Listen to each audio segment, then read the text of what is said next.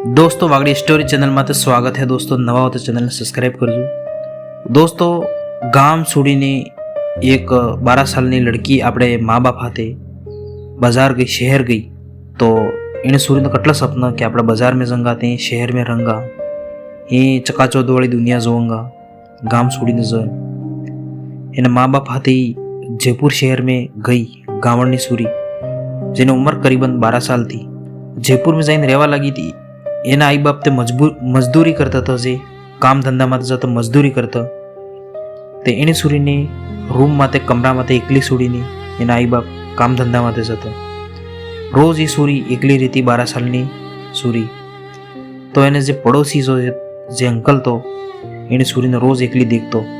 धीरे धीरे एना अंकल ने नियत खराब थवा लगी ने पछे एने सूरी हाथे गलत नजरथी देखवा लाग्यो ने गलत काम करतो। रोज एने सूरी हाथे गलत काम करतो ने एने फिर डरावी धमकाड़ी ने कहतो एने सूरी के तारा आई बाप ने बतावे नहीं कि सूरी एटली डरपोक से आई बाप ने भी नहीं बताव्યું। धीरे धीरे आ काम सामनम थतुं रह्युं ने एक दाड़ो एने सूरी ने पेट में दर्द थयुं, हॉस्पिटल गयो तो पतो पड्युं कि एने सूरी ने पेट में 5 महीनानुं भ्रूण, 5 महीनानी प्रेग्नेंसी।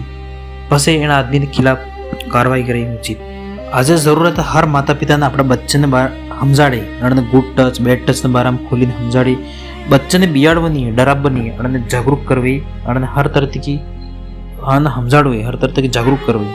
अने गलत तरीके थी कोणाक छुए, गलत तरीके थी कोणाक देखे, ये सब अने बताड़वो होय।